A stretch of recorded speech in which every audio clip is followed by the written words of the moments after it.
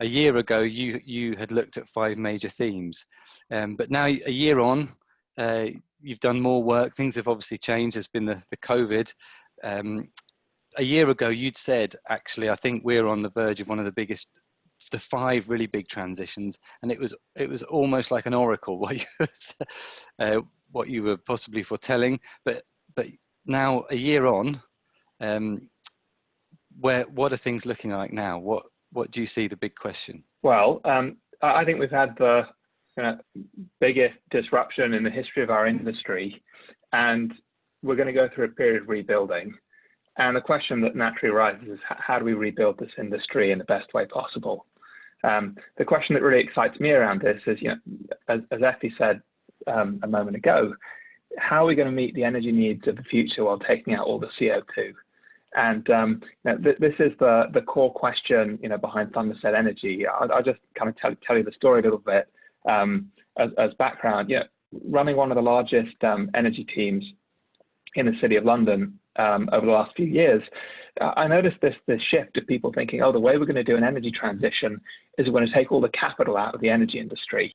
And it strikes me that's not a very good route to an energy transition, that's more of a route to an energy shortage. If you want to affect change, if you really want to build a better energy system, it's about finding places to put capital in. So what are those things? And our mission is to find them and help you find them, using data and models and economic analysis, and root this debate in facts. So here are the facts. Based on all of our data and models, energy demand around the world is going to double between now and 2050.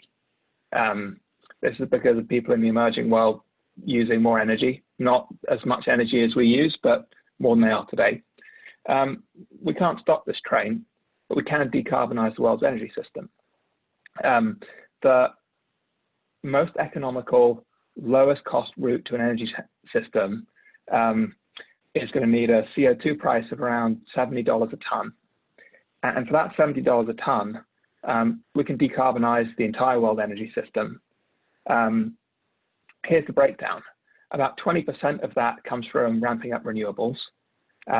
About 20% of that comes from switching higher carbon coal to lower carbon gas. Coal to gas switching, that's a 50 to 70% CO2 saving. Another 20% comes from making the industries and consumers of energy as efficient as they possibly can be, and there's lots of technologies in there. The next 20% is around offsetting the capturing the CO2 where we can. And there are some incredible next generation technologies coming through here. And the final component is offsetting. So these are nature-based solutions like forests and soils and biomass, where we're effectively taking CO2 out of the atmosphere with 3 billion-year-old technology called a tree. When you put all these things together, here's what the energy mix would look like. Our completely decarbonized energy system is still using about 85 million barrels a day of oil in 2050. That's 1,000 barrels per second, and 400 TCF of gas. That's 3x today's natural gas demand. And so we have net growth, about 10% net growth in the total demand for fossil fuels between now and 2050. This isn't business as usual. They have to be the most efficient, lowest carbon fossil fuels possible, and their CO2 has to be neutralized either by capturing it or by offsetting it. But this is the way you can get to a full energy transition with a CO2 cost below $70 a ton. And there are other ways to do it, but they would cost something like $300 to $1,000 a ton. And when you add up the implications of that for consumers and people in the world, I think our principle is we want to do the lowest cost energy transition possible. And in oil and gas, just to reiterate, that means making it the most efficient, lowest carbon oil and gas possible, so we can come and capture that CO2 and offset that CO2. And that will get us there. That's huge. And could you just explain what you mean by $70 a ton? Is that a cost, an additional cost on top of the energy production, or is that as a saleable product? Well, I think it actually will be a saleable product. So here's how it works. You know, when people talk about CO2 prices, there's lots of different things that get blended in here. What we mean is an abatement cost. So per CO2, a ton of CO2 that we're taking out of the system, you know, what is the cost that needs to be funded by someone? So here are some examples of how this could work. You know, in Europe, we already have an example of this where the emitter pays. You know, so if you're a gas-fired power plant, you emit about 0.35 tons of CO2 per megawatt hour. If you're a coal-fired power plant, you emit about 0.85 tons of CO2 per megawatt hour. So you know, you can see that the cost of those coal producers is going to be higher, you know, because they have to pay for that CO2, you know, under the EU emissions trading scheme. Another way it might work is with companies selling carbon credits. So let me expand out, you know, how you would do this. You know, on our numbers, like I said, we're going to do about 18 billion tons a year of CO2 offsets through nature-based solutions.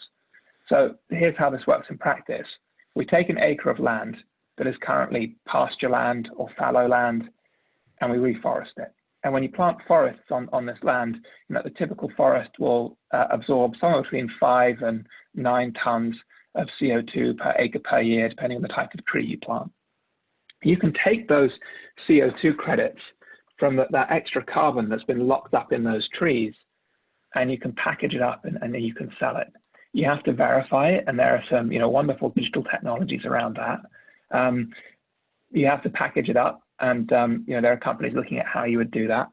And when you package it up, you get, you know, carbon credit, and you can bundle that in with the price of the fuel. So let's imagine, you know, you and I go to the petrol station and we fill up a car. If you buy a gallon of gasoline, there's about 9 kilograms of CO2 that will be, you know, emitted when you burn that gasoline.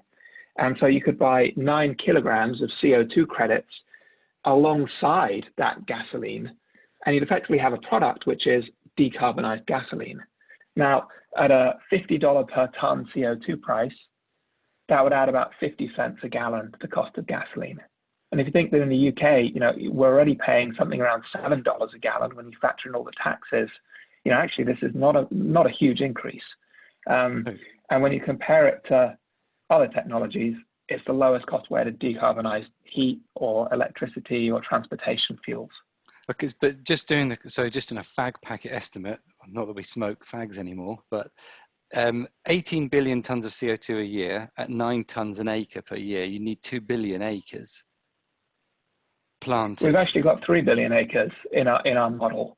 And you know, this is where we need to base our work on analysis and data. So from the technical papers we've been through, the numbers range from about 2 billion acres to 8 billion acres that are available globally for reforestation.